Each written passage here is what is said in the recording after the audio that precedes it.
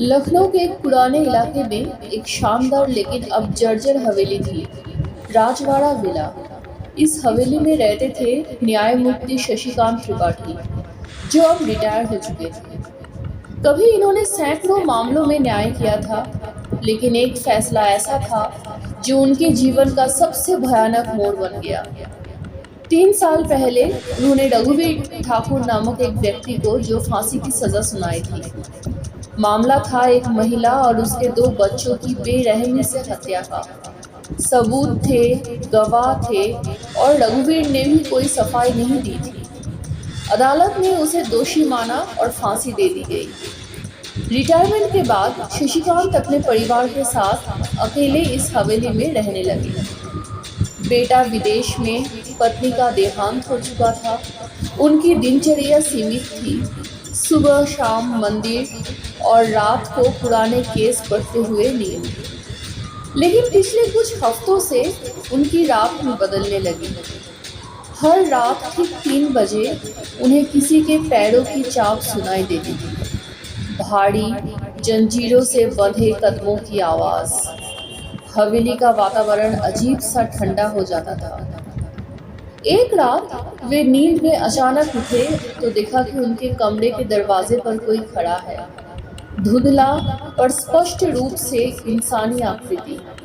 सफ़ेद कुर्ता, गर्दन तिरछी जैसे फांसी के बाद हो, और चेहरा रघुवीर यादव का। न्यायमूर्ति साहब, आपने मुझे मारा। उसकी आवाज़ में बर्फ जैसी ठंडी थी। शशिकांत को झटका लगा। पसीने से लथपथ उन्होंने कमरे की बत्तियां जलाई, पर वहाँ कोई नहीं था।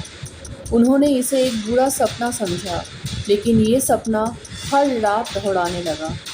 रघुवीर आता, उन्हें घूरता, दोष देता और फिर गायब हो जाता। धीरे धीरे शशिकांत की हालत बिगड़ने लगी। न नींद आती, न भूख लगती।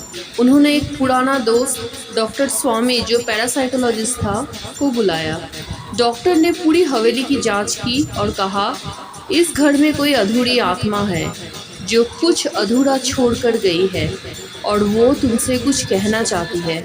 शशिकांत ने डॉक्टर स्वामी को पूरी रघुवीर ठाकुर वाली केस फाइल ली। उन्होंने फाइल को गौर से देखा और एक सवाल पूछा, क्या रघुवीर ने कभी सफाई दी थी? नहीं, उसने चुप्पी साध ली थी, शायद डर के मारे, या शायद वो बेगुनाह था और न्याय के नाम पर उसे मार दिया गया। ये सुनकर शशिकांत के दिल में तूफान उठ खड़ा हुआ। उन्होंने केस फिर से खंगाला और एक अजीब बात नोट की। एक चश्मदीद गवाह था जिसने कोर्ट के दिन अचानक अपना बयान बदल दिया था। उसका नाम था राजेश पांडे। शशिकांत ने राजेश को ढूंढवाया। वो अब एक गांव में छुपकर रह रहा था। जब उससे बात की तो उसने फूट फूट कर कबूल किया, मुझे पुलिस ने दबाव में लाकर झूठ बुलवाया था। रघुवीर निर्दोष था, असली हत्यारा तो कोई और था। ये सुनते ही शशिकांत के पैरों तले जमीन खिसक गई। उन्होंने एक निर्दोष को मौत की सजा दे दी थी। रात को फिर 3 बजे रघुवीर की आत्मा आई, लेकिन इस बार उसके चेहरे पर गुस्सा नहीं बल्कि तकलीफ थी। अब तुम सच जान चुके हो न्यायमूर्ति, लेकिन मेरा शरीर तो जल चुका है। अब तुम क्या करोगे?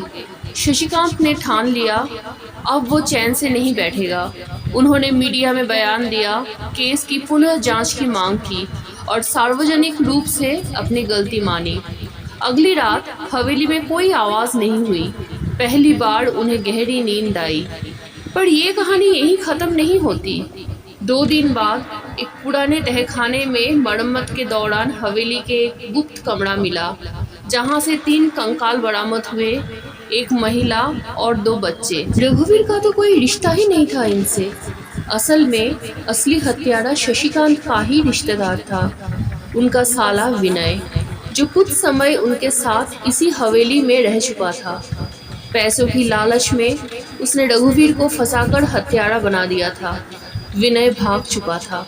शशिकांत ने पुलिस में खुद को दोषी बताया कि उन्होंने बिना सच्चाई जाने एक निर्दोष की जान ली और अपने आप को सजा देने के लिए उसी हवेली में खुद को कैद कर लिया। Please like, share and subscribe.